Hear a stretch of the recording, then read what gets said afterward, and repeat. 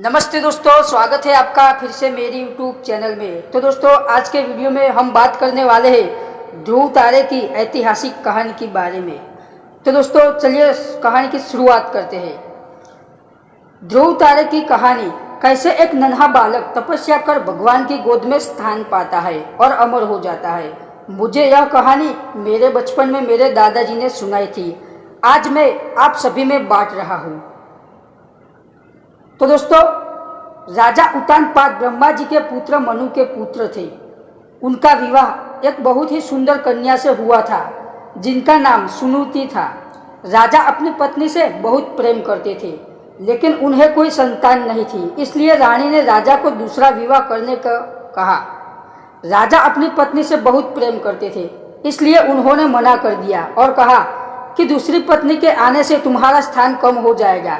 जिस पर सुनीति ने कहा, मुझे आप पर विश्वास है, ऐसा नहीं होगा। राजा को सुनीति की हठ माननी पड़ी और उन्होंने दूसरा विवाह कर लिया। उनकी दूसरी पत्नी का नाम सुरुचि था। विवाह के बाद जब सुरुचि महल आई, तब उसे राजा की पहली पत्नी के बारे में पता चला। यह जानने के बाद सुरुचि ने उत्तानपाद से कहा, जब तक आपकी पहली पत्नी वन प्रस्थान नहीं करेगी, वो महल में प्रवेश नहीं करेगी। यह सुनकर सुनीति स्वयं ही राजमहल त्याग कर वन में रहने चली गई।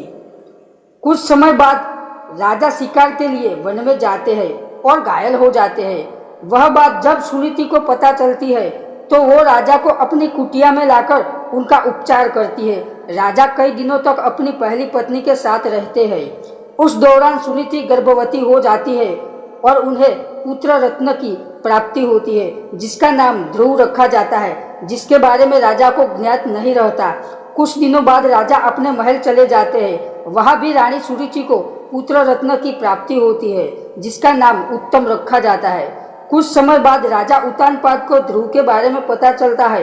वो रानी सुनीति को महल में आने का आग्रह करते हैं, लेकिन वो नहीं आती। ध्रुव को कभी कभी महल भेज दिया करती थी।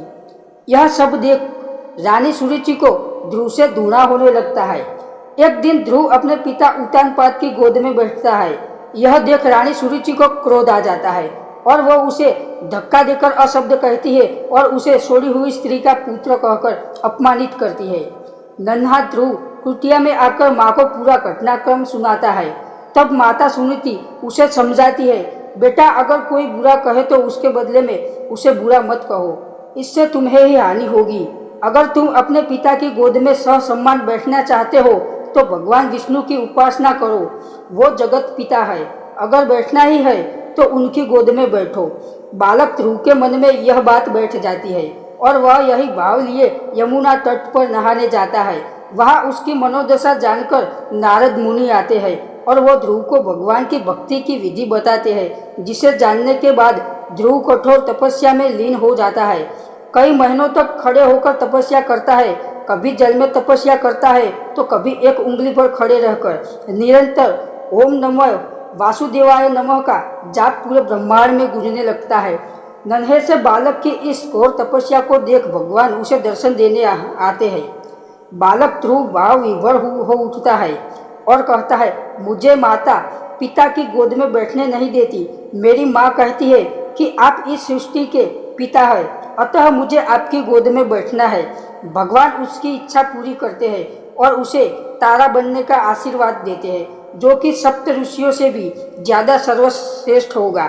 उस दिन से आज तक आसमान में उत्तर दिशा की ओर ध्रुव तारा चमक रहा है। ध्रुव तारे की कहानी आपको कैसी लगी, कमेंट में जरूर बताएं। अगर आप इसी तरह हिंदी कहानियाँ सुनना चाहते हो तो मेरी YouTube चैनल को सब्सक्राइब कर लो।